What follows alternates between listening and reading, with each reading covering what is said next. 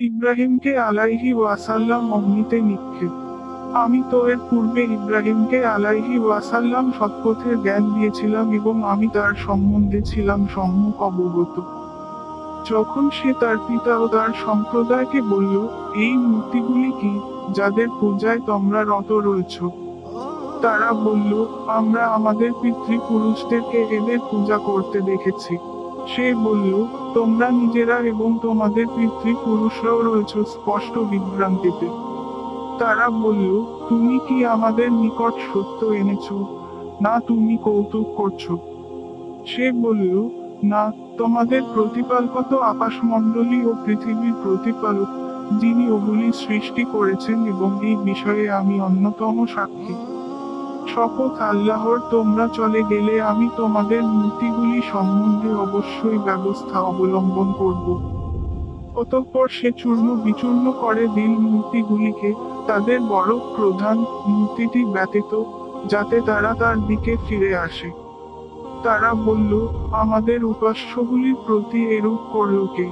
সে নিশ্চয়ই সীমালঙ্ঘনকারী। কেউ কেউ বলল, আমরা এক যুবককে ওদের সমালোচনা করতে শুনেছি, তার নাম ইব্রাহিম আলাইহি ওয়াসাল্লাম। তারা বলল, তাকে উপস্থিত কর লোক সম্মুখে, যাতে তারা সাক্ষ্য দিতে পারে। তারা বলল, হে ইব্রাহিম আলাইহি ওয়াসাল্লাম, তুমি কি আমাদের উপাস্যগুলির উপর এরূপ করেছ? সে বলল, সেই তো এটা করেছে, এই তো এদের প্রধান, এদেরকে জিজ্ঞেস কর যদি এরা কথা বলতে পারে। তখন তারা মনে মনে চিন্তা করে দেখলো এবং একে অপরকে বলতে লাগলো, তোমরাই তো সীমালঙ্ঘনকারী। অতঃপর তাদের মস্তক অবনত হয়ে গেল এবং তারা বলল, তুমি তো জানি যে এরা কথা বলে না। সে বলল, তবে কি তোমরা আল্লাহর পরিবর্তে এমন কিছুর ইবাদত কর যারা তোমাদের কোন উপকার করতে পারে না, ক্ষতিও করতে পারে না? ঠিক তোমাদেরকে এবং আল্লাহর পরিবর্তে তোমরা যাদের ইবাদত কর তাদেরকে। তবে কি তোমরা বুঝবে না? তারা বলল, তাকে পুড়িয়ে দাও এবং সাহায্য কর তোমাদের দেবতাগুলিকে যদি তোমরা কিছু করতে চাও।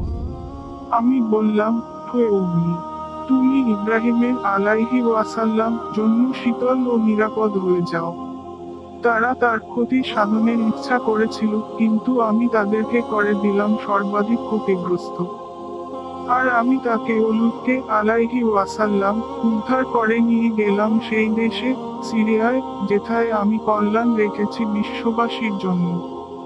এবং আমি ইব্রাহিমকে আলাইহি ওয়াসাল্লাম দান করেছিলাম ইসহাক আলাইহি ওয়াসাল্লাম এবং অতিরিক্ত পৌত্ররূপে ইয়াকুবকে আলাইহি ওয়াসাল্লাম, আর আমি প্রত্যেককেই করেছিলাম সৎকর্ম পরায়ণ।